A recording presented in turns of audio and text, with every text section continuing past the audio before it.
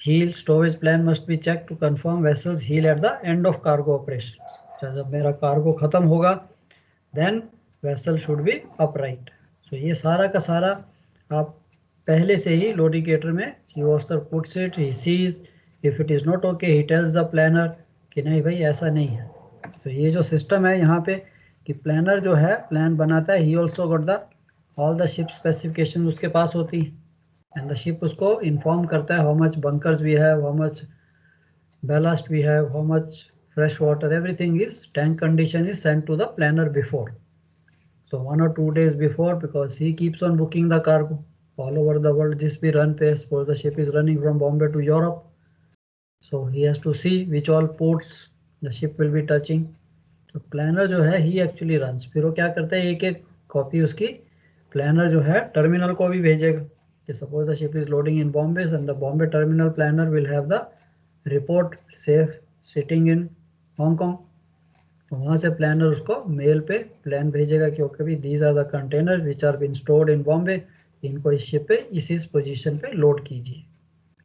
But उससे पहले ship's approval is must, because ship has to see कि कहाँ पे कुछ प्रॉब्लम तो नहीं है, ड्राफ्ट की प्रॉब्लम तो नहीं है, ट्रिम की प्रॉब्लम तो नहीं है. And try avoiding isolated stacks on the containers की डेक पे वी ट्राई टू अवॉइड कि पूरे का पूरा ब्लॉक लोडिंग हो, that is the best. Port rotation, containers to be planned in such a manner minimum shifting is required. Sometimes shifting करनी भी पड़ती है कि हमें कंटेनर लास्ट मिनट में आया है तो वो ऊपर ही रखना पड़ेगा. तो इसके लिए नेक्स्ट पोर्ट में कहता कोई बात नहीं, ship is touching we will shift. But as a chief officer, as a duty officer, आपका ये सबसे बड़ा ध्यान होना चाहिए. When you got the cargo plan, chief officer gives you the plan, so you will make sure that the containers are loaded and discharge as per the plan. नहीं तो shifting हुई तो it's money cost. Just taking one container off के लिए 4 container discharge करने पड़ेंगे तो उसका पैसा लगेगा $300-400 पर container. Flexibility, vessel should be able to discharge and load. Ship जो है कंटेनर शिप्स आर डिजाइन कि साइमल्टेनियस ऑपरेशन चलता है. Ship is never empty of containers. 200 container निकालेंगे तो 250 लोड करेंगे. सो ये सारा का सारा साइमल्टेनियस ऑपरेशन चलता है. And then you have to see type of containers. Special attention precautions for reefers, IMDG, OOG. OOG is out of gauge. जैसे मैंने आपको बताया cargo is extending outside the container, तो उनके लिए सेपरेट स्टोरेज देखनी है, वो भी चीफ ऑफिसर को देखना पड़ेगा. एंड कंटेनर्स हैविंग पिल्फरेबल कार्गो, कई बारी सम एक्सपेंसिव कार्गो इज देयर, तो उसको हम क्या करेंगे. वी हैव सीन, शुरू में हमने पढ़ा है, इजंट इट, एक्सपेंसिव कार्गो पढ़ा था हमने कि उसको ओवर स्टोर कर देंगे, इजंट इट. सो ऊपर नहीं होना चाहिए, ऐसी जगह लोड करो जहाँ पे नोबडी कैन रीच. तो ये जो स्पेशल कंटेनर्स हैं, रीफर्स, IMDG, उनके लिए special attention is paid, special precautions. Then shearing forces, bending moment से सारा चीफ ऑफिसर चेक करता है. तो आपको भी थोड़ा आइडिया होना चाहिए, सूनर और later you guys are also going to become chief officers, कि बेंडिंग मोमेंट या टॉर्शनल मोमेंट्स. टॉर्शनल मोमेंट्स क्या होते हैं. These 3 predominant types of hull stresses affect the container ships due to the changes in the distribution of weight. Example, आपने number 1 hold का starboard side में load कर दिया and number 5 में port side में लोड कर दिया, तो शिप तो अपराइट हो गया, इजंट इट, कि एक जगह स्टार्बोर्ड साइड एक, बट एक्चुअल में क्या हो रहा है, it's got a buckling effect, isn't it? That's called torsional stress or torsional moments. कि एक तरफ तो कार्गो स्टारबोर्ड में है, उसको कंपनसेट करने के लिए दूसरे होल्ड में पोर्ट साइड में डाल दो. तो इन शिप्स पे, कंटेनर शिप्स पे ऐसा ही होता है कि समटाइम एक साइड होल्ड की खाली होती है, because it depends port rotation की वजह. But the ships are strengthen, but same time देखना वे भी नहीं कि इतने स्ट्रेंथन है कि लोड ही करते जाओ, no. So these all these things, that's why your study comes, that you have to see. Stability भी आप पढ़ोगे, कंस्ट्रक्शन भी आप पढ़ोगे, तो ये सारी चीज़ें आफ्टर पढ़ने के बाद दैट ये जो अनइक्वल डिस्ट्रीब्यूशन ऑफ वेट है वो नहीं होनी चाहिए. इसीलिए there is a limit, otherwise ship will develop cracks. तो ये चीज़ें सारी देखते हैं. Information on maximum allowable stresses at designated frames of the vessel is provided in the vessel's loading manual and these maximum values never to be exceeded. Stresses are usually expressed in terms of percentage with 100%। तो अभी आपने चाहे दूसरे ships में भी काम किया, चाहे टैंकर है, बल्क कैरियर है, कोई भी शिप है, सबके ऊपर when we are loading weight, we have to see that no part of the ship is overstressed and hull stresses must be kept to minimum. It is recommended as far as possible should be 90 or less than 90%, कहीं ज़्यादा नहीं होना चाहिए. So this is especially applicable to container vessels having large length to breadth ratio जहाँ पे ये आपके torsional stresses आने का ज़्यादा डर रहता है. So such ships are prone to stress cracks in the hull structure. High stresses may be reduced by adjusting your ballast, fuel conditions. So ये सारा प्लानिंग से साथ, क्योंकि आपने कार्गो भी लोड करना है, 10,000 TU भी पूरे जाने हैं, and stresses, drafts, everything should be in good order. चलो ये आपके लिए नहीं है. Sphere wind rolling, stack weights. Now what is stack weight? अभी कंटेनर में अभी हमने देखा जैसे दूसरे शिप्स में क्या होता है, बीच में हम पढ़ रहे थे, when I am loading a heavy lift, या हम कोई डेक हैवी कार्गो लोड कर रहे हैं, तो हम क्या स्टडी करते हैं कि यार जहाँ पे हमने लोड करना है वहाँ की जो डेक है उतनी स्ट्रेंथन्ड है, उतना वेट ले लेगी कि नहीं.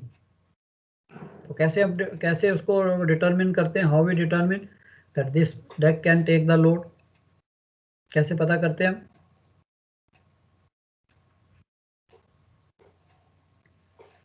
एनीबॉडी? इवन बल्क कैरियर तो क्या होगा, आपने कोई भी शिप किया है तो उसमें how do you come to know कि इस होल्ड में मैं कितना कार्गो डालूं, कैसे पता लगेगा आपको? Storage factor. हाँ जी, स्टोरेज फैक्टर. हाँ, स्टोरेज फैक्टर से कैसे पता लगेगा? स्टोरेज फैक्टर तो बच्चे आपको क्या बताता है? स्टोरेज फैक्टर ये बताता है कि एक पर्टिकुलर ये जो कार्गो है, how much a unit weight of cargo को कितनी स्पेस चाहिए, कि 1 ton cargo will occupy how much space. कोई भी कार्गो, चाहे वो बल्क हो, चाहे वो जनरल कार्गो हो, you are loading steel pipes और steel plates, pallets. Storage factor ये दिखाएगा कि भाई ये जो स्टील पाइप्स हैं, 1 ton of steel pipe requires से 1 मीटर क्यूब. बट अभी आपके पास आपने कार्गो लोड करना है नंबर 2 होल्ड में या 3 होल्ड में, तो आपको लेंथ, ब्रेड्थ, हाइट तो पता है उसकी, कि लेंथ, ब्रेड्थ एंड हाइट से आप क्या निकाल सकते हो? उसका volume, isn't it, that how much volume, इस होल्ड का वॉल्यूम कितना है, कितने क्यूबिक मीटर कार्गो ये ले सकता है. बट वेट कैसे निकालेंगे? How many tons of cargo this. Broken storage. हाँ जी, ब्रोकन स्टोरेज. सर शायद लो डेंसिटी. देखिए अभी आपने बोला ब्रोकन स्टोरेज. ब्रोकन स्टोरेज क्या होती है? अभी आपने शिप पे तो काम किया ना, isn't it? Now you have seen whatever ship you have work, चाहे ऑयल टैंकर पे भी किया है, ऑयल टैंकर पे भी आपका टैंक है. So how do you come to know कि how much oil I can take in this tank? कैसे पता लगता है आपको?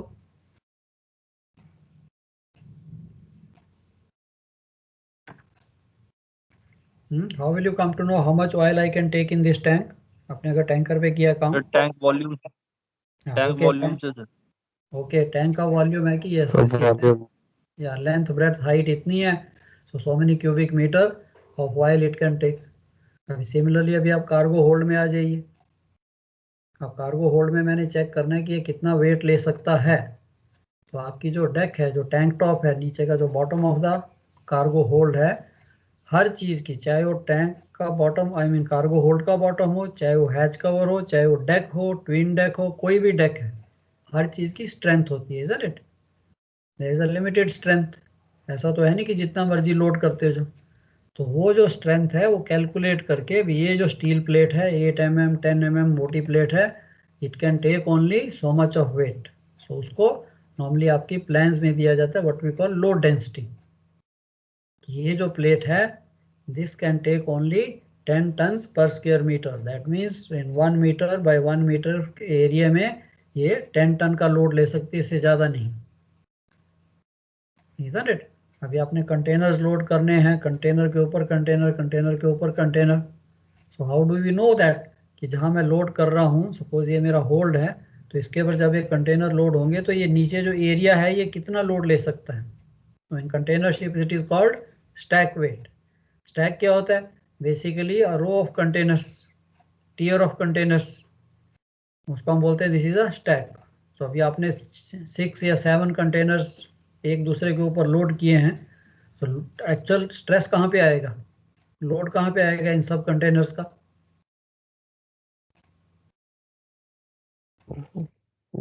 बेस पे सर, बॉटम। बॉटम पे आएगा ना, जहाँ प्लेट पे लोड किया, चाहे आपने हैच कवर पे लोड किया है, चाहे आपने नीचे कार्गो होल्ड के टैंक टॉप पे लोड किया है, तो वो प्लेट की स्ट्रेंथ कितनी है वो आपको स्टैक वेट में, सो कंटेनर शिप्स में उसे कहते हैं स्टैक वेट, कि भाई इस प्लेट के ऊपर अगर आप 6 या 7 कंटेनर ही लोड कर सकते हो 30-30 टन के, दैट मीन्स 200 टन या 210 टन से ज़्यादा नहीं लोड कर सकते। तो ये भी काफ़ी कॉमन क्वेश्चन है। So stack weight is the maximum weight that can be borne by deck, hatch covers or tank top at the corners of a bottom slot near the cell guides.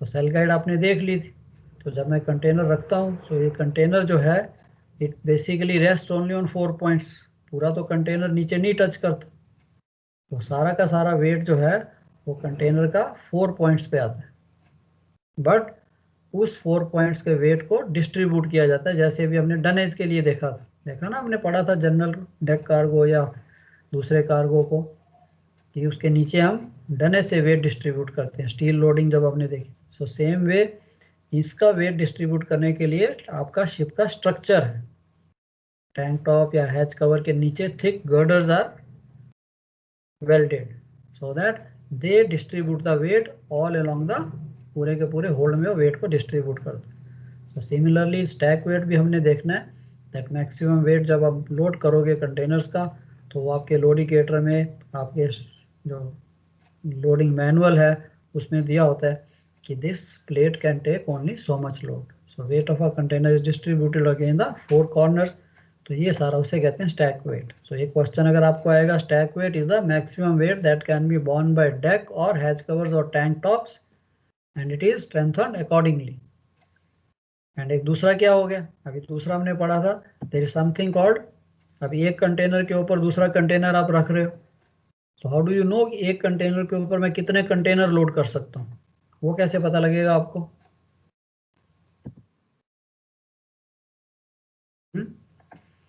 अभी आपने देखा ना, we load containers, नीचे से हम ऊपर तक आ रहे हैं, होल्ड में हो सकता है 7 हाई हो जाए, डेक पे भी 7-8 हाई हो जाए, so, एक कंटेनर के ऊपर आपने 8 कंटेनर और लोड किए, how do you know that ये नीचे वाला कंटेनर इतना लोड ले सकता है, वो कैसे पता लगेगा?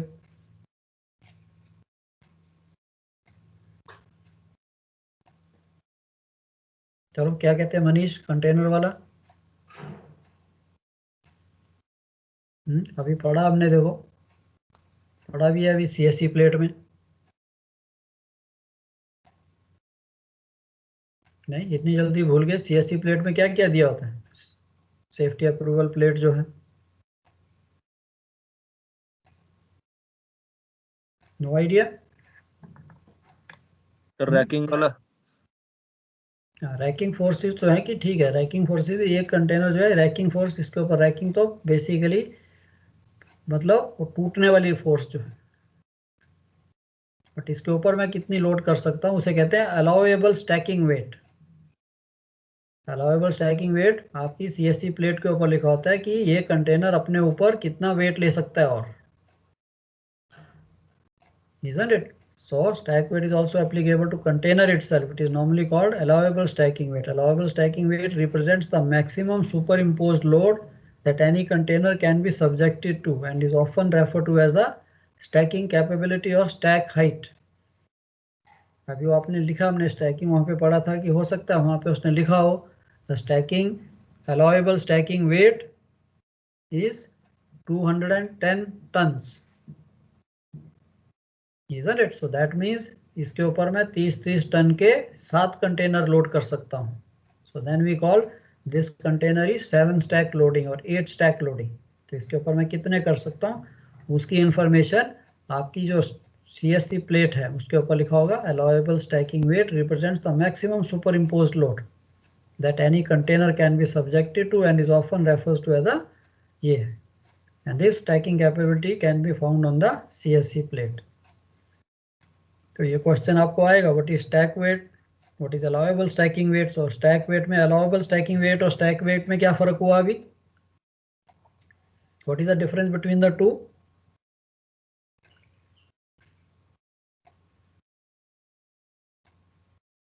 कोई बता सकता है अलाउएबल स्टैकिंग वेट और स्टैक वेट में क्या फर्क है?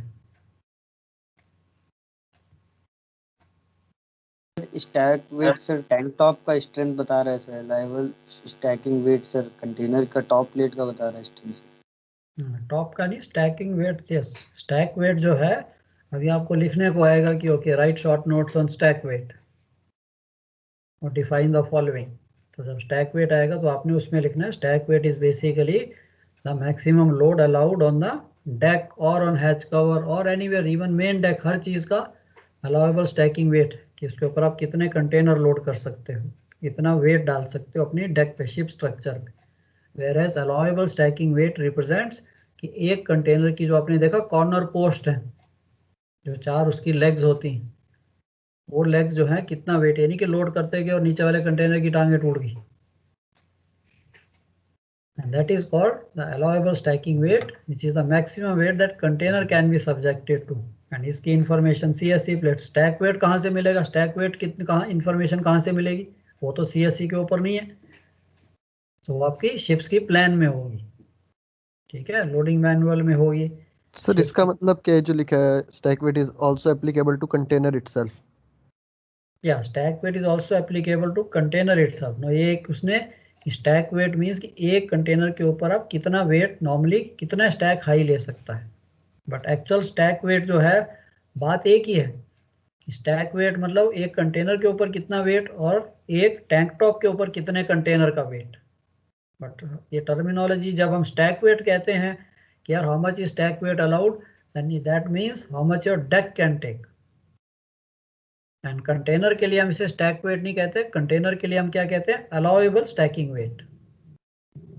बात दोनों की सेम है कि वो अपने ऊपर कितना, एक कंटेनर कितना स्ट्रेंथन्ड है और एक टैंक टॉप या हैच कवर कितना स्ट्रेंथन्ड है। So that's why it stack weight is also applicable to container itself. Sir अलग अलग कंटेनर्स के अलग अलग अलाउएबल स्टैकिंग वेट होता है कि हम नीचे अच्छा वाला रखते हैं जिसके ज्यादा स्ट्रेंथ हो?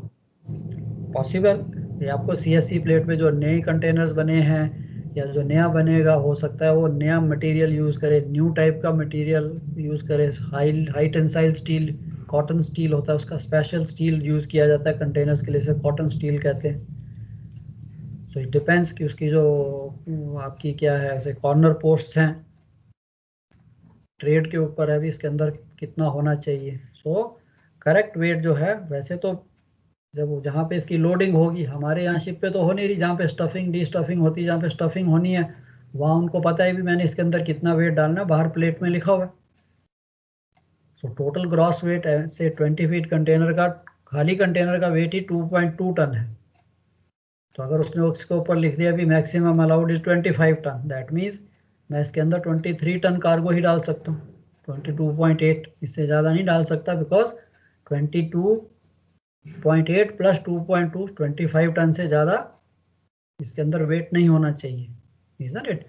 तो वो तो आपका आ गया बेसिकली द ग्रॉस वेट कि उसकी कैपेसिटी कितनी है।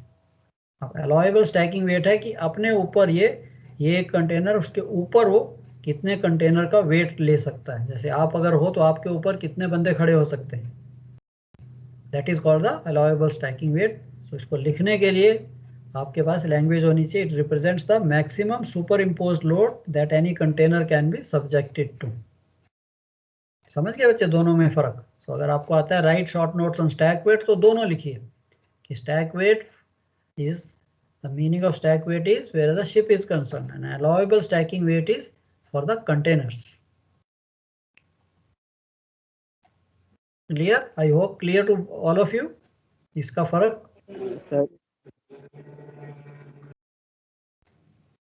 सर अगर किसी कंटेनर का अलाउएबल स्टैकिंग वेट 10 kg है तो हम उसमें 5 kg लोड करते हैं कार्गो, 5 kg हमारा रिमेनिंग है जो कि हम उसके टॉप पे कंटेनर लोड कर सकते हैं ना। तो नॉर्मली आपको बताया है कि अभी आप इसी you can not check all the time की कंटेनर्स। तो आपने देख लिया कि यार इसका 210 टन इसके ऊपर अलाउड है, तो 200 टन को हम कहते हैं अच्छा डिवाइड बाय 30, 40 फीट के कंटेनर है कि यार 30 टन का 40 फीट का कंटेनर होता है, that means it can take 7 containers. So normally it is this term is used that this container is 7 stack loading 8 stack loading, means इसके ऊपर 7 कंटेनर आप लोड कर सकते हो, 8 लोड कर सकते हो, बिकॉज हमें पता है मैक्सिमम 40 फीट कंटेनर का वेट 30 या 32 टन हो सकता है, is it? So that way you come to know कि जब आपने ज़्यादा कंटेनर लोड किया 8 या 9 कंटेनर हुए then you doubt, but sometime you put empty containers.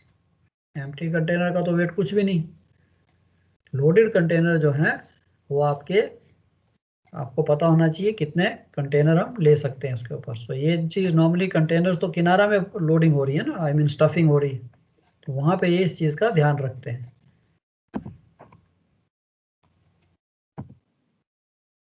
So total stack weight is limit is merely the weight that can be safely supported by deck or hatch covers. तो ये चीज़ का ध्यान रखना है आपने। Now stack weight हो गया, container अभी आता है आपकी storage. Now container deck storage. Now there are two places where we load. One is we load on deck and one we load the containers under deck. So जो container की आपकी deck हैं, reinforced pontoon hatch tops हैं, जो pontoons हैं, जो आपके hatch covers हैं, वो आपके फिक्स नहीं होते, they are removable type, lift on lift off type होते हैं। तो उसको पहले उठा के गैंट्री किनारा में जेटी पे रख देती है, फिर कंटेनर लोड करके फिर वो हैच कवर्स को वापस रखा जाता है। So that is what is the pontoon hatch tops to take deck load capacity are generally constructed with increased cantling, means thicker plates के साथ। आज से जो कंटेनर शिप्स हैं उनके हैच कवर 30-35 टन वेट होता है एक का। And pontoon hatch covers are equipped with a container feet or what we call container sockets to permit the boxes to be locked in position.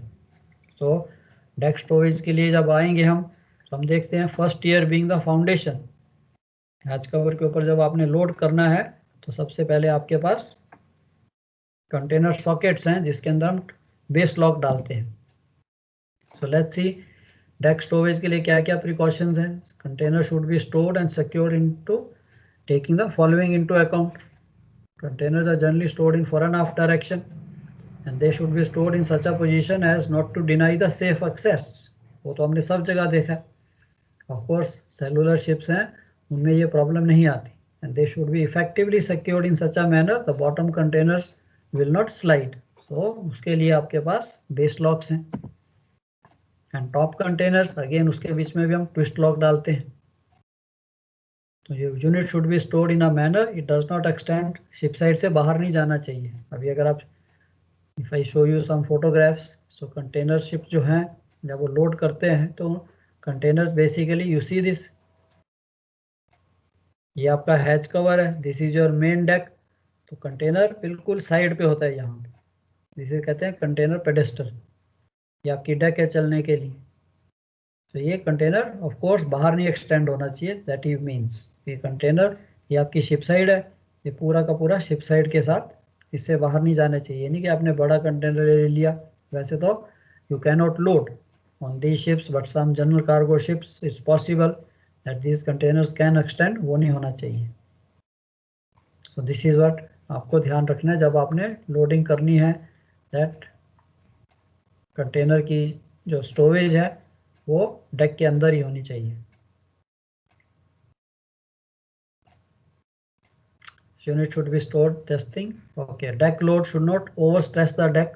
आगे आपका stack weight where units are on hatch tops, these hatch covers must be secured to the vessel. तो ये भी है कि hatch cover पे load करने से पहले जैसे हमने टिम्बर कार्गो में देखा था, we will close the hatch covers and secure them ताकि before we load containers on top. And no securing system, restraint means securing system should cause excessive stress on the container. जब आप container की securing करेंगे तब भी उसको ज़्यादा stress नहीं देना लैशिंग रॉड से। आगे आपका कार्गो सिक्योरिंग मैनुअल यहाँ पे भी आ गया कि all container ships are provided with CSM cargo securing manual, जो कि अप्रूव्ड होता है बाय योर क्लासिफिकेशन सोसाइटी कि हाँ भाई, और उसके अंदर हमने देख लिया क्या क्या होता है, कितना लैशिंग मटेरियल चाहिए, कहाँ कैसे लैशिंग करनी है, वो सारी चीज़ आपकी सिक्योरिंग मैनुअल से मिलती है इंफॉर्मेशन।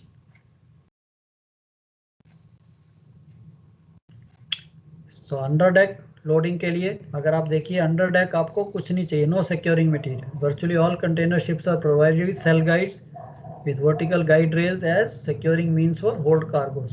सो आपने देखी थी पिक्चर दिखाई मैंने पीछे आपको स्केच दिखाया था कि कंटेनर जो है सेल गाइड में उनके बीच में हम कुछ नहीं डालते, no lashing material nothing, just container के ऊपर container. The containers are loaded along the cell guide. They are fixed by cell guide itself in the hold at container vessel. So आपको securing के लिए कुछ नहीं चाहिए inside the cargo hold. And since containers are not connected together vertically, so जो आपकी cell guide है उसके ऊपर भी individual container जो है वही stress डालेगा, not अगर हमने सबको connect कर दिया तो सारों का combined stress जो है उसके ऊपर आएगा। So ये भी एक advantage है cell guides की। Corner post of one of the containers at the bottom of a stack, if they collapse under the excessive pressure, तब भी कुछ नहीं होता, थोड़ा सा ज़्यादा कंटेनर टेढ़ा होगा। So these are the advantages of cell guides.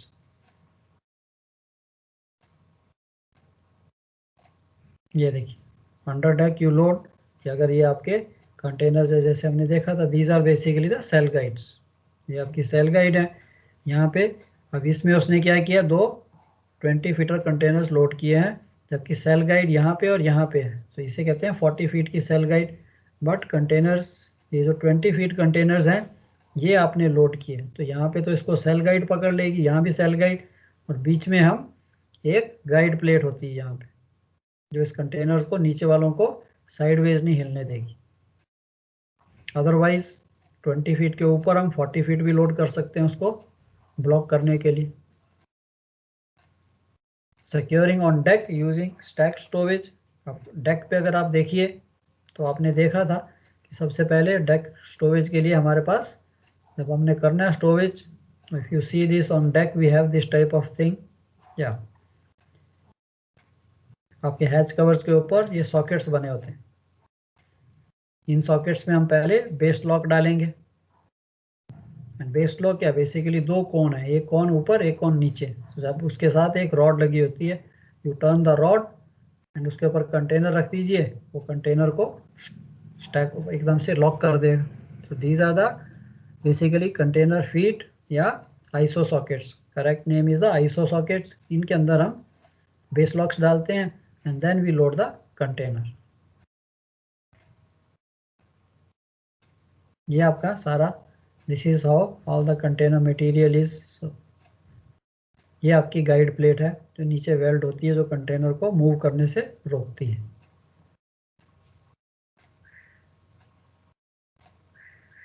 Base locks थे बट काफी पीछे चला गए। So बेस लॉक क्या होता है? अगर सबसे नीचे हमने 40 फुट रखना हो तो बीच में गाइड प्लेट नहीं आएगी? वहाँ पे एक मिनट में आपको बेस लॉक दिखा दूं। पहले लैशिंग वाले मटेरियल में हमने देखा था ना, वहाँ पे एक बेस लॉक था। यहाँ पे आएगा ये, this is called the base lock. अभी इसको हम उस सॉकेट में डालते थे, इसका एक नीचे कोन है एक ऊपर कोन है, और ये रॉड जब हम घुमाएंगे तो ये कोन घूम जाएंगे दोनों। तो सबसे पहले हैच कवर के ऊपर we put this base lock, इसे ट्विस्ट लॉक नहीं, इसे बेस लॉक कहते हैं। तो ये रॉड से आपने इसको पहले अलाइन कर दिया, फिर ये सॉकेट में चला जाएगा, फिर आपने रॉड घुमाई तो ये नीचे वाला जो कोन है ये बेस लॉक को पकड़ लेगा एंड ये ऊपर वाला कंटेनर में लॉक हो जाएगा, कंटेनर के नीचे जो उसकी कॉर्नर फिटिंग है। हाँ, अभी क्या कह रहे थे आप? या somebody was saying something, क्या कह रहे थे बच्चे? सर 40 फुट वाला था जिसमें आपके डायग्राम में 20 फुट के दो दिखा रहे थे और बीच में एक वो गाइड प्लेट थी। तो अगर बॉटम में 40 फुट रखना हो तो वो ऑब्स्ट्रक्शन नहीं होगी? हाँ, ये देखो मैं दिखाता हूँ आपको। ये हमने होल्ड देखा था ना, यहाँ होल्ड में शुरू में जहाँ मैंने आपको 20 फीट कंटेनर दिखाया था द बिगिनिंग।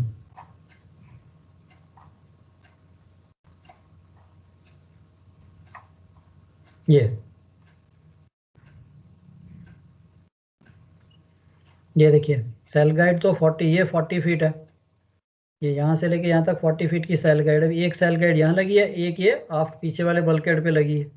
अब इस पे मैंने अगर 20 फीट लोड करना है तो एक 20 फीट यहाँ पे, एक 20 फीट। अब इस 20 फीट को तो इस सेल का आगे पकड़ लिया, ये इसको तो कोई सिक्योरिंग मिली नहीं।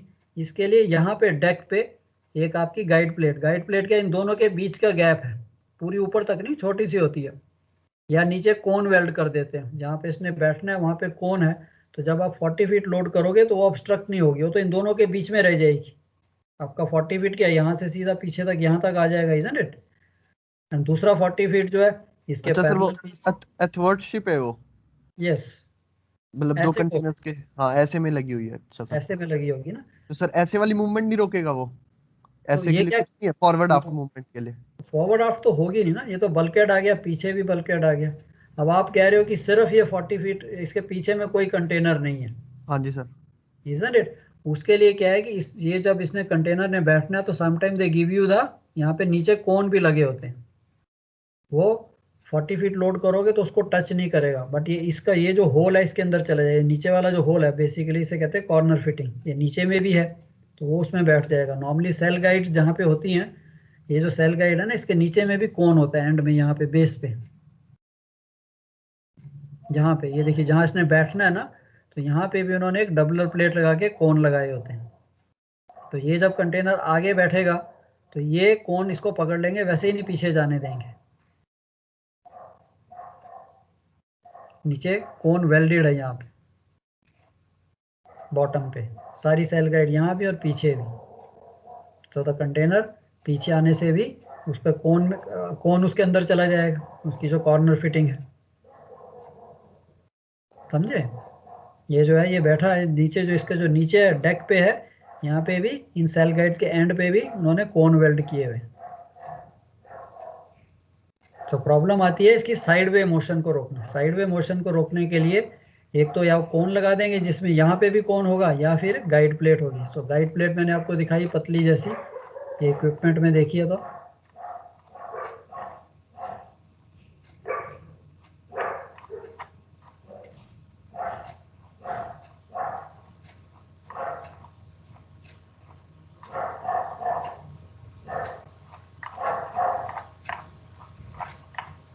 One ship I welded my self, हमें वेल्ड करनी पड़ी थी, उसमें थी नहीं, हमें खुद वेल्ड करनी पड़ी थी, ये वाली।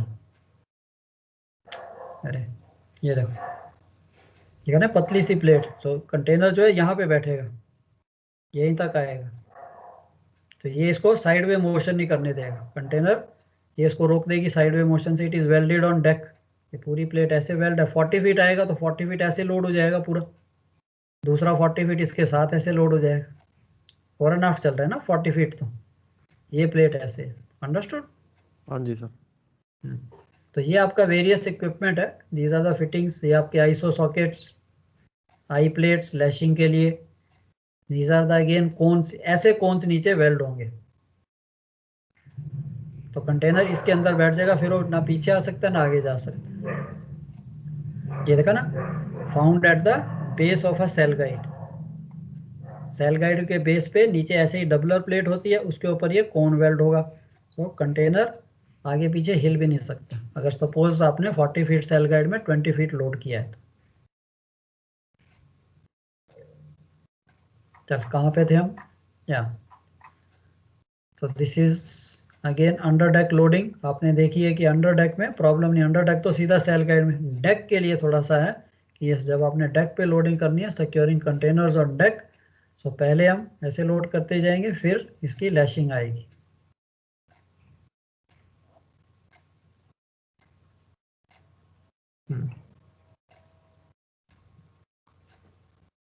सिक्योरिंग अंडर डेक के लिए तो आपको कुछ नहीं चाहिए। डेक के लिए जब आप आओगे, then you load the containers like this, and ये तो अंडर डेक है। Securing on deck using stack storage, तो इसको जब आप लोड करोगे तो ये आपको इट लुक्स लाइक दिस। ये आपकी मेन डेक, ये आपके हैच कवर्स, एंड इसके ऊपर आपने कंटेनर्स। इन बिटवीन यहाँ पे हम ट्विस्ट लॉक डालते जाएंगे, ऑटोमेटिक ट्विस्ट लॉक होते हैं, they can fit while loading only. तो ये सारे के सारे ऊपर से ट्विस्ट लॉक से इंटरकनेक्टेड है। And then we take the, this are the lashing rods. So lashing rod से cross cross cross. So first container ये दूसरी रॉड से सेकंड कंटेनर का बॉटम, एंड देन एंड में जो लास्ट वाले हैं एक्सट्रीम में हैं उन्हें हम विंड लैशिंग कहते हैं विद द लॉन्ग रॉड्स। ये थर्ड कंटेनर का बेस को पकड़ लेगा। आजकल of course nowadays we have this is called the bridge lashing. So this is latest. ये आपकी क्रॉस डेक चल रही है, इसके ऊपर उसने ये 2 हैच के बीच है, this is 1 hatch cover, this is another hatch cover. तो अब हम जो लैशिंग लेते हैं वो यहाँ से शुरू करते हैं इंस्टेड ऑफ नीचे डेक से शुरू करने की बजाय। तो आपके 2 कंटेनर ऑलरेडी नीचे हैं, फिर आप यहाँ से these are the lashing rods.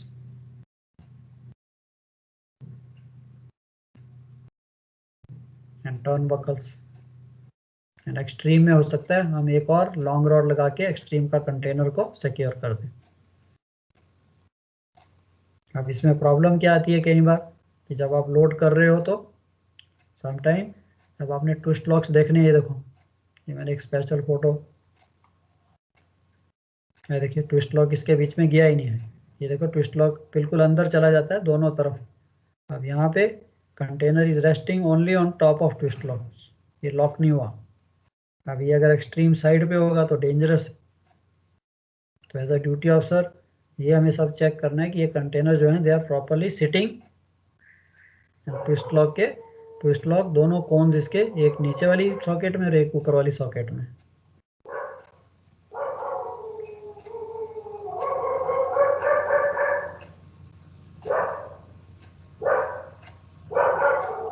ये आपका lashing pattern. So how containers are lashed on deck, so you can make this type of figure. This is again different forms of deck lashing with lashing rods.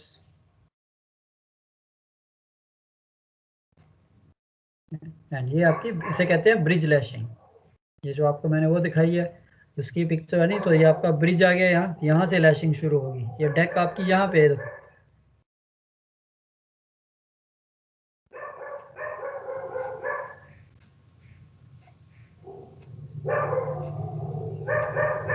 बीच में twist locks हैं। तो ये आपका general लिखा twist lock क्या क्या करते हैं when securing containers, stress resulting on the ship's movement.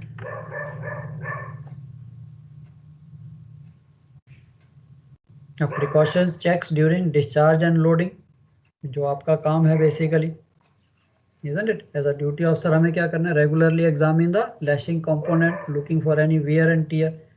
कि लैशिंग तो किनारा वाले करते हैं लैशिंग गैंग, बट मेरी ड्यूटी क्या है कि मेरे को चेक करना है कि ये जो लैशिंग इक्विपमेंट है, लैशिंग रॉड, टर्न बकल, ये कि बेंड तो नहीं है, टूटा तो नहीं हुआ या कुछ है, तो उसको मैं उनको लगाने से मना करूँ।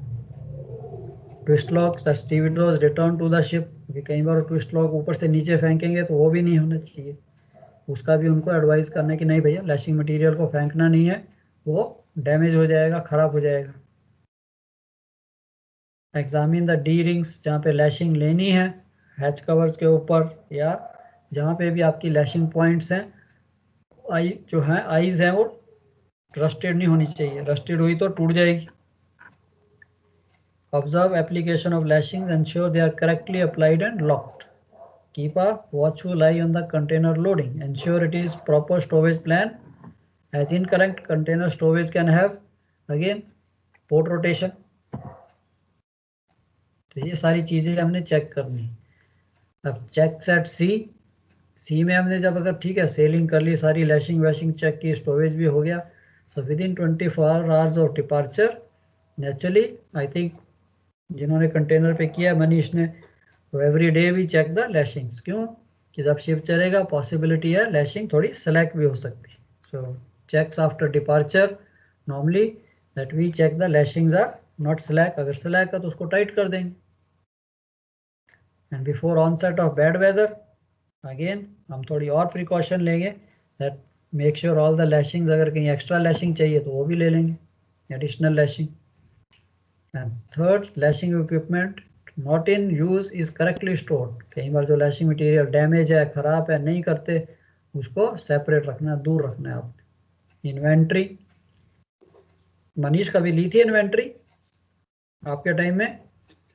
हाँ जी सर, ली हुई है इन्वेंट्री। कभी प्रॉब्लम आई थी लैशिंग इन्वेंट्री, लैशिंग मटेरियल कम हो गया? नहीं सर, रहता है काफी एक्स्ट्रा रहता है। Very common. सर ये ट्विस्ट लॉक वगैरह की भी मार्किंग होती होगी ना इनकी सबकी? या ट्विस्ट लॉक वगैरह बच्चे देखिए, अभी आप 10,000 कंटेनर अगर लेके जा रहे हो, एक एक कंटेनर को 4-4 ट्विस्ट लॉक चाहिए, तो कितने ट्विस्ट लॉक हो गए आपके जहाज पे? सर 40,000 हो गए ना। इनकी कुछ मार्किंग होती होगी ना, क्योंकि मतलब इनका भी चेक्स वगैरह करने होंगे, ये एनुअल और मंथली समथिंग। हाँ बच्चे, गिनती है ना आपको, यू हैव टू काउंट। तो आपकी लैशिंग बिन्स होती हैं, जैसे ना बिन्स हैं, बॉक्सेस होते हैं जिसके अंदर इनको रखा जाता है, ठीक है। फिर वो लैशिंग बिन वो उठाएगा, किनारा ले जाएगा, किनारा से ही ये कंटेनर के साथ लगाना शुरू कर देगा। सो नॉर्मली एवरी क्वार्टर और best is when the ship is on a full load. जब फुल लोड में तो सारा लैशिंग मटेरियल लग जाएगा। सो चीफ ऑफिसर की ये बिगेस्ट जॉब है, बिकॉज कई बार हुआ, मेरे साथ भी हुआ है कि जब फुल लोड लेने आए तो लैशिंग मटेरियल कम हो गया। नहीं तो सर ये डैमेज वगैरह कैसे चेक करते हैं मटेरियल से? क्योंकि ये तो होता ही होगा कि ट्विस्ट लॉक वगैरह भी डैमेज होते होंगे टाइम के साथ में, वेयर एंड टियर डैमेज। या डैमेज वाला जो होगा ना, डैमेज की क्या है कि यस, जैसे आप इन्वेंट्री ले रहे हो या जब आप उसको देख रहे हो, वैसे तो जो ट्विस्ट लॉक ये लगाते हैं, जो स्टीविडोर हैं जो लगाते हैं, 1 मिनट यार, I think this too much of a dogs noise. आपको भी आ रही है वहाँ पे? यस और ये sir These neighbors, I don't know how many times I have told them to park their dog inside.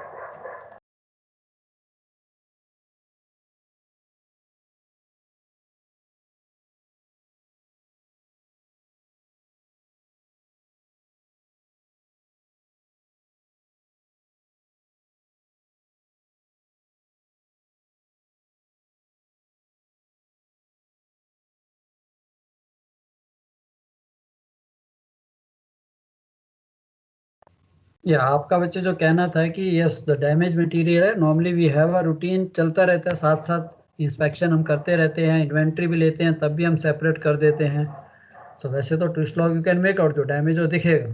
तो नॉर्मली जी स्टीविडोर जो लगाते हैं उन्हें भी पता है, they will also not put the damage one.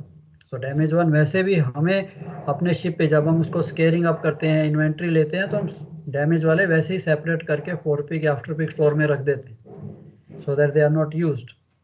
And sometimes इसका अगेन डिस्पोजल, समटाइम्स सुपरिटेंडेंट्स काम उनको देखना है कि हाँ भी डैमेज कहाँ रखे आपने, कोई थे या नहीं थे, इसलिए हम स्टोर करके रखते हैं। Then we dispose them as per the companies instructions, कहाँ किसको देने हैं, कहाँ उसको डिस्पोज करना है। या normally of course at sea normally we don't throw them. And main important thing is that how much is required. Normally आप थोड़ा सा, चलो एज अ सेकंड ऑफिसर तो आपकी रिस्पॉन्सिबिलिटी नहीं है, but for chief officers they have to keep this lashing material in a very good order। क्योंकि अभी तक तो मनीष ने नहीं फेस किया, चलो, बट मोस्टली होता है जब शिप फुल लोड पे आता है, जब उसने फुल लोड लेना तो आपका lashing material, because it is कहीं ना कहीं फेंक देते हैं, कई बार वो नीचे होल्ड में पड़ा रहे, कई बार होल्ड में गिर जाता है, होल्ड में यूज तो होता नहीं है, तो कई बार पानी में भी गिर जाते हैं। तो इसीलिए as a duty officer you have to keep an eye, because these are sure people, उनको तो they are least bothered. Lashing rods हैं, ऊपर से गिराएंगे, कई बार पानी में चली जाती। तो इसके लिए इन्वेंट्री बहुत जरूरी है। Inventory is a back breaking job, it is very tough because this equipment is heavy. Now imagine that lashing rods को उठाना, गिनना, इवन ट्विस्ट लॉक को 40,000 छोड़िए, 10,000 को ही गिनने में जान निकल जाती। तो इसको सारा प्लानिंग से chief officer has to do कि हाँ यार मेरे पास इनफ लैशिंग मटेरियल है, थोड़ा बहुत स्पेयर भी स्टोर्स में होना चाहिए। That is idea of taking an inventory of the lashing equipment and order spares before they are needed. तो ये आपका लैशिंग इनके मटेरियल। तो हाँ जी बोलिए। सर इनके अप्रूवल मार्किंग भी होते हैं इस पे? Of course lashing tested material? होता है, यस यस टेस्टेड होता है, all come with a certificate. सारी जो आपकी ये लैशिंग रॉड जो आपको दिख रही हैं, लैशिंग रॉड्स, ये twist locks and turnbuckles, these are all tested, untested नहीं, they are tested to the that breaking stress। आपने पढ़ा होगा, सुना होगा नहीं? Yes So they are tested कि भाई they can stand this much of braking load. फिर हम उसी का अगेन सेफ वर्किंग लोड होता है कि हाँ भाई ब्रेकिंग लोड पे नहीं यूज़ करेंगे, सेफ वर्किंग लोड पे यूज़ करेंगे सेफ्टी फैक्टर लगाते हुए। बट ये जो रॉड्स हैं, अब ये बेंड होगी, कई बार हैच कवर के नीचे आ जाती है, टर्न बकल है वो हैच कवर के नीचे आ गया, दिखा ही नहीं, तो उसको डिस्कार्ड कर दीजिए। बट डिस्कार्ड करके वहीं नहीं रखना, उठा के हम सेपरेट स्टोर में डाल देते। So that is the whole idea. These are very heavy turn buckles, lashing rods heavy होती है। सो इसके लिए स्पेशली कंटेनर शिप्स पे lot of accidents can take place. So you got to be very very careful जब lashing, ये जो lashing gang है, किनारा के जो बंदे हैं एज अ ड्यूटी ऑफिसर, ठीक है आपने सुपरवाइज करना है, but you got to be very careful. चलो एंटरिंग द हार्बर तो ठीक है, loading plan crane to be used, ये सारा आपके पास प्लानिंग होता है। अभी कई बार क्या होता है, देखिए अभी ये हैच कवर बंद है, सपोज ये आपने लोड कर लिया, ये हैच कवर अभी उसने खोल दिया, तो you have to walk only on this, छोटी सी क्रॉस डेक है। It is not only you और the crew, even the stevedores, उनको भी लग गई, उनको भी कुछ हुआ तो शिप इज़ रिस्पॉन्सिबल। तो इसके लिए एज अ ड्यूटी ऑफिसर अब आपकी रिस्पॉन्सिबिलिटी है, you to make sure the people where they are working in the safe places. वैसे तो आजकल है यहाँ पे पूरा रेलिंग होगा, if this hatch cover is lifted up, ये हैच कवर खोल दिया तो ये यहाँ पे या तो उस रेलिंग को उठा देते। वैसे तो आजकल परमानेंट रेलिंग्स हैं, जैसे आपने वो देखा जो ब्रिज वाला टाइप वाले थे। तो ये चीज़ बड़ी इंपॉर्टेंट होती है। General precautions during the cargo watch, control of the ships draft, trim list, ये आपने देखनी है। तो आपको कोई क्वेश्चन पूछेगा कार्गो शिप में और कंटेनर शिप में, if you are the duty officer what all will you do? So keep watching the list and trim that you adjust with the ballast. Ample illumination at workplace, light, setting up stanchions, ropes when hatch covers are open. So अगर नहीं है normally तो आजकल you have a permanent railings, ठीक है, थोड़े बहुत damage होते हैं वो लोडिंग डिस्चार्जिंग के टाइम में, we keep repairing them by the welder. So otherwise if the stanchions are not there, some old ships, then you make sure that you put the ropes so that nobody falls down in the open hatch cover on the open holes. Check stowage locations of dangerous goods, reefer containers. Take note of cargo operation time, estimation of completion time. So as a duty officer आप कल जाते हो तो आपको सबसे पहले यही देखना है that what time cargo started, सारा आप अपनी छोटी नोटबुक अपनी पॉकेट में रखते हो, and then you copy the same thing to the port log or the logbook. Check container lashing after the cargo is loaded, और बे वाइज वो साथ साथ आपकी लैशिंग करते जाएंगे और साथ साथ आपने चेक करना है। Attendance eight hatch opening and closing. Attendance eight hatch opening means कि हैच कवर जो है कैंट्री किनारा से उठा के जब शिप के ऊपर रख रहा है तो यू मेक श्योर उसके नीचे कोई लैशिंग मटेरियल तो नहीं, कुछ नहीं है, क्योंकि उसकी दो हैं तो लैशिंग मटेरियल तो डैमेज होगा ही होगा, हैच कवर पूरा बंद ही नहीं होगा, पानी जाने का चांस है, इजंट इट? तो ये हैच कवर तो लिफ्ट ऑन टाइप है कि उसने गैंट्री से पूरा का पूरा हैच कवर उठा के किनारा में रख देना। तो जब वो वापस रखेगा इट शुड सिट प्रॉपरली, पूरी की तरह पूरा अपना होमिंग के ऊपर ठीक तरह से बैठना चाहिए।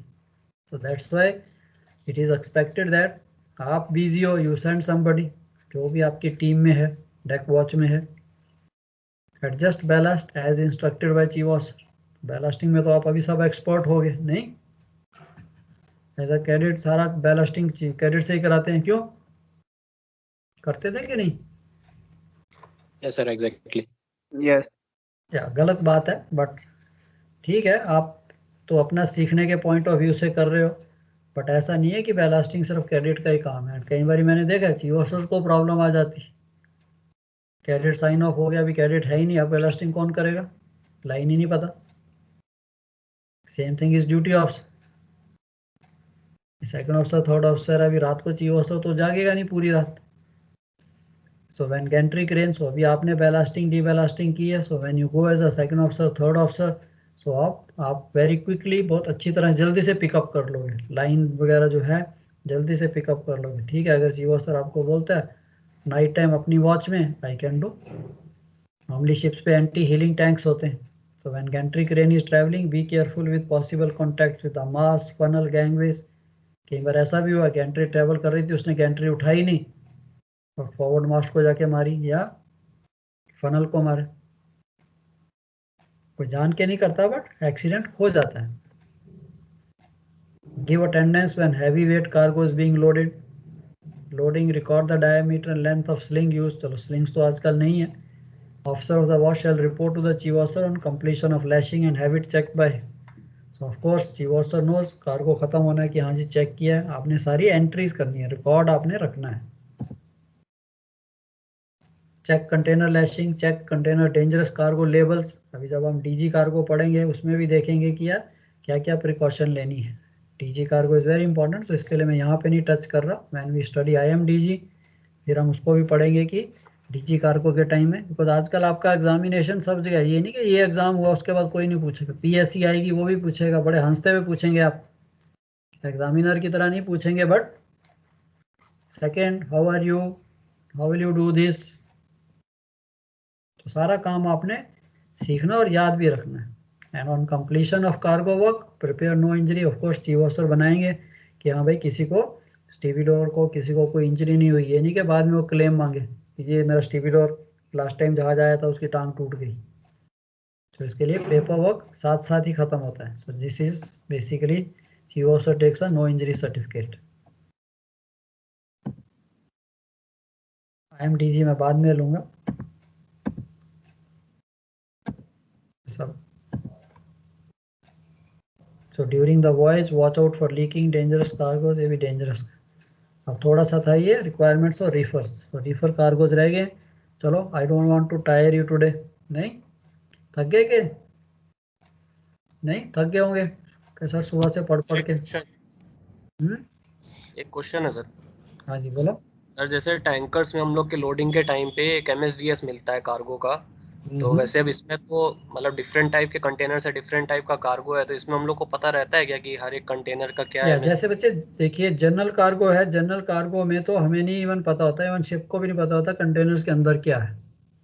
उसके जो पेपर्स हैं सारे पेपर्स बनते हैं बट वो शिप को नहीं दिए जाते। जनरल कार्गो में कोई नहीं है, ओनली कंटेनर्स। जैसे आपके डीजी कंटेनर्स, डीजी कौन से, डेंजरस गुड्स, IMDG कोड जिसको लगता है, डीजी गुड्स जिसे हम कहते हैं। डीजी कंटेनर का आपको पूरा मैनिफेस्ट मिलेगा, डीजी मैनिफेस्ट। उसके अंदर पूरा लिखा होगा क्या कौन सा कार्गो कौन सी क्लास क्या क्या करना है, उसका पूरा डिटेल कॉपी जो है चीफ ऑफिसर के पास होगी। मैं जब डीजी पढ़ाऊंगा तब मैं आपको बताऊंगा। तो जैसे आप वहाँ MSDS शीट्स कहते हो, यहाँ पे हम इसे डीजी मैनिफेस्ट कहते हैं।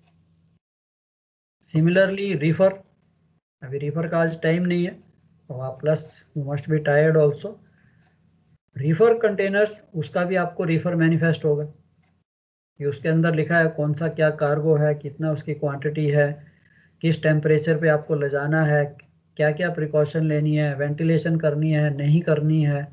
तो ये सारी डिटेल डीजी रीफर, ये जो स्पेशल या कोई स्पेशल कार्गो होगा उसका आपको डिटेल मिलेगा। जनरल के लिए हमें कुछ नहीं चाहिए। जनरल कार्गो में, जनरल कार्गो क्या होता है, from Ludhiana pant sweater shirts जा रहे हैं उसको हमने क्या, फर्नीचर जा रहा है उसको हमने क्या कर, तो उसके बारे में नहीं पता कि ये जनरल कार्गो वैसे ठीक है। General cargo containers we treat them as general, but other cargo जो थोड़ा डेंजरस या रीफर जो है वेरी एक्सपेंसिव। रीफर अगर आपका कार्गो खराब हो गया तो there is a lot of claim, तो उसको हमें मॉनिटर करना है लोडिंग के टाइम में भी, डिस्चार्जिंग के टाइम में भी, ट्रांजिट के टाइम में भी। इनका हमें पता होगा क्या कार्गो है। सो वंस वी नो क्या कार्गो है, we know what precautions to take. तो डीजी का तो हमारे पास पूरे बुक्स हैं, अदरवाइज शिपर्स डिक्लेरेशन कहते हैं, तो हम वो डॉक्यूमेंट वहाँ पढ़ेंगे जब हम डीजी कार्गो लोड करते हैं। डीजी मैनिफेस्ट भी है, शिपर्स डिक्लेरेशन भी है, यहाँ भी ये जो कार्गो इसके अंदर लोड किया है वो प्रॉपरली स्टफ्ड है, प्रॉपरली लोडेड है, प्रॉपरली सिक्योर्ड है, और सारी उसकी जो वेरियस क्लासेस हैं वो लिखी होती है कौन सी क्लास का ये कार्गो है, बाकी वाले का नहीं। ओके, जो ऑयल कार्गोज में तो यस यू हैव MSDS पूरी ऑयल की भी, वहां पे भी वो क्या दिखाते हैं इसकी प्रॉपर्टीज, हैजर्ड्स, उसके जो कंटेंट्स हैं, कोई H2S वगैरह हाई सल्फर कंटेंट तो नहीं है, हाई H2S तो नहीं है, 4 पॉइंट, काफ़ी चीज़ें आपकी MSDA। आजकल MSDA sheets is for everything, even paints के लिए आपके पास MSDA शीट्स होते हैं, पेंट स्टोर में भी रखे होते हैं, लगाते थे कि नहीं? Yes sir. Yes sir, and chemical या केमिकल स्टोर में। तो आइडिया MSDA शीट्स का क्या है कि आपको उसको पढ़ के उसकी प्रॉपर्टीज एंड प्रिकॉशंस, हाँ जी, प्रिकॉशंस, बेसिकली सेफ्टी प्रिकॉशंस लेनी है, जो जो उसमें लिखा है उसको फॉलो करना है। That is the whole idea. चलो आज के लिए इतना, थोड़ा रिवर्स, ठीक है, नेक्स्ट सेशन में कर लेंगे। So tomorrow also I have class, tomorrow will start with the metrology. So उसका पहले मैं आपको बताऊंगा पेपर फॉर्मेट कैसे आता है, क्या कितने क्वेश्चन है, कैसे कैसे करना है, and then we start with the atmosphere first chapter. उसको थोड़ा शुरू करें, बिकॉज COC तो बिना मेट के नहीं मिलेगा, मेट भी पास करना है, इजंट इट? तो उसकी भी थोड़ी शुरुआत करते हैं कल से, फिर ऐसे मिलेंगे तो दो, अगर 3-3 सेशन मिलते हैं, 2 सेशन कार्गो, 1 सेशन मेट्रोलॉजी। तो उसको भी थोड़ा इंटरेस्टिंग बनाएंगे। बीच में अगर आपको कुछ लगता है, यू फील टायर्ड या नींद आ रही है, please let me know, okay? ऐसा नहीं है कि नींद आ रही है और हम पढ़ते गए, फायदा नहीं है कुछ उसका। 5 मिनट की break, no no harm.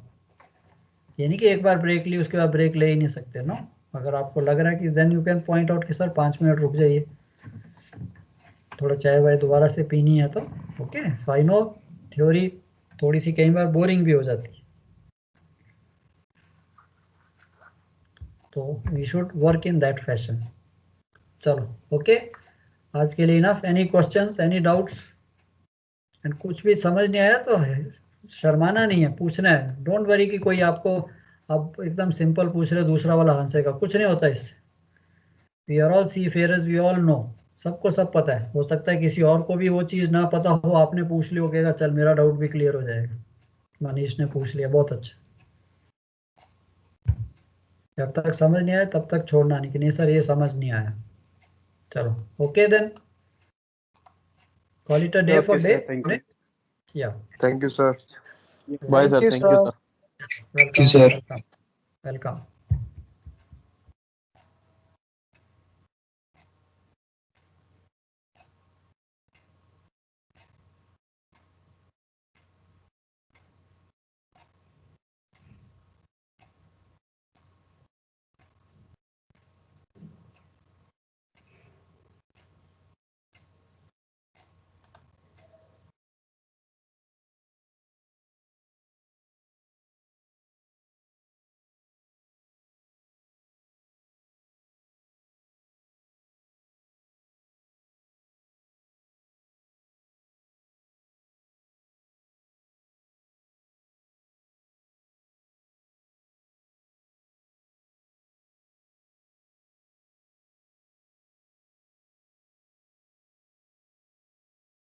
Aryan Dubey. Aryan, are you there?